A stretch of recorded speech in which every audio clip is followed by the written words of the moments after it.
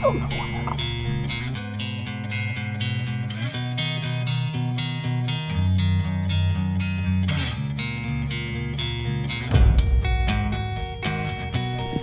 my gosh.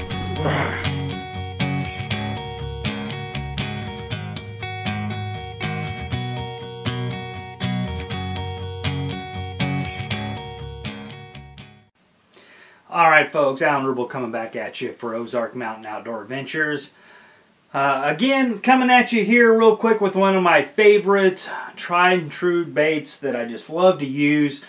You get so much action from it, and if you haven't already tried it, I would definitely recommend picking it up, and that is the ZOOM Fluke Jerk Minnow. Just an awesome, simple, affordable bait that works like a charm. I mean, it gets those instinctive reactions time and time again, and I just love it. It's been my go-to bait for, oh man, probably the last 15 years or more. I'm not even sure when I first picked it up, but once I did, I mean, it's really been my go-to bait ever since. Super easy to rig, super effective. They last forever, and they come in 100 different colors. So anyway, we're going to take a little bit of time and go in depth a little bit more on the ZOOM Fluke Jerk Minnow. So stay tuned with us.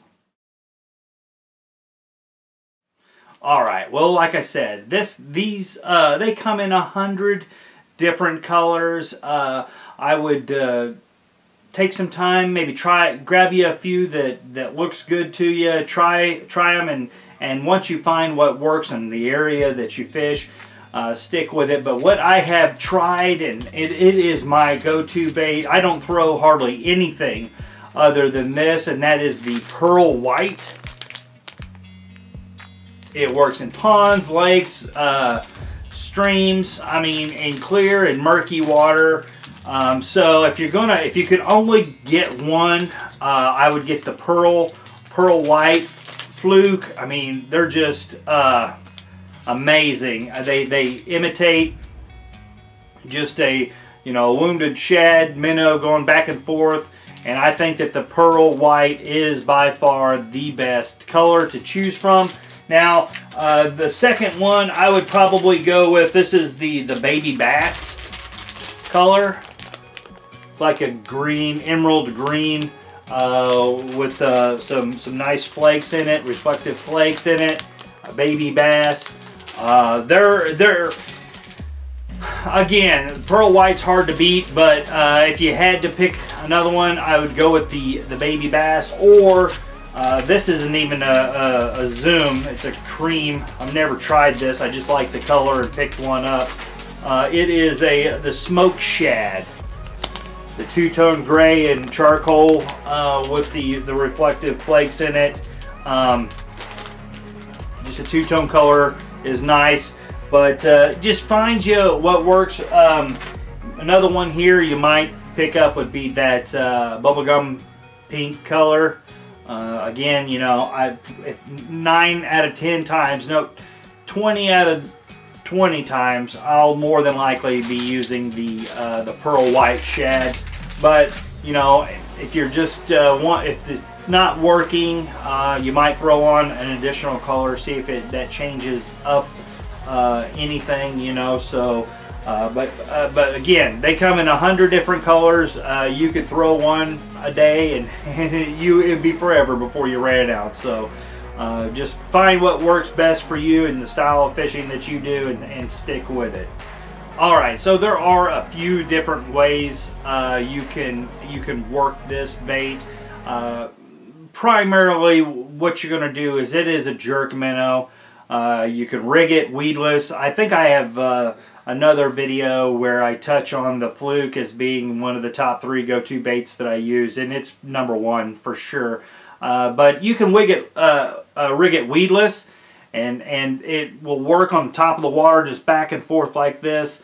Really nice action. Primarily that's going to be your main way you can rig it. Now when you rig your hook, you can rig it completely straight across, and that'll keep it kind of going up and towards the surface, or you can rig it with the nose down a little bit, and it'll help it to dive into a little deeper depths. If you arch that back just a little bit, nose down, and when you jerk it tends to help that get into a little bit deeper areas. Primarily, you're just walking the dog back and forth, and that's how you're going to use it. The second way you can use it is actually a really nice way if you're you know, visually fishing by sight. You see some fish up ahead, you're in relatively clear water, you see some action, some ripples, and what you can do is you can toss it and dead stick it. Just toss it, let it sink, and let it just sit there, and then just dead stick it. Give the line a little vibration, a little bit of action there, and see what happens. You know, and oftentimes it will trigger a bite that way if you just toss it to where you've seen the ripple, or where you got a cove or something, where a cover where fish you know, are holed up. You toss it over there before you start doing your jerk action. Dead stick it, let it sit there for a second, and see if something scoops it up. If they do, sometimes they'll hit it as soon as you pick it up. If you've let it sit there for a moment. And thirdly, you can jig it. You can add a small weight to it, and you can jig it off the bottom. Or if you use a heavier hook itself, it will sink down, and then you just raise it up, let it sink down, raise it up, let it sink down, versus that natural action that it has when you're going quickly and just moving the tip of your rod, and it'll make that movement go side to side. But this is just letting it sink, lifting it up, letting it sink. I don't normally use sinkers, but it will if it's a little bit slower action and retrieve, but you just let that sink and you lift it up and let it sink, and they'll hit it that way also. So those are really the three ways that you can work the fluke on there, and they're all effective.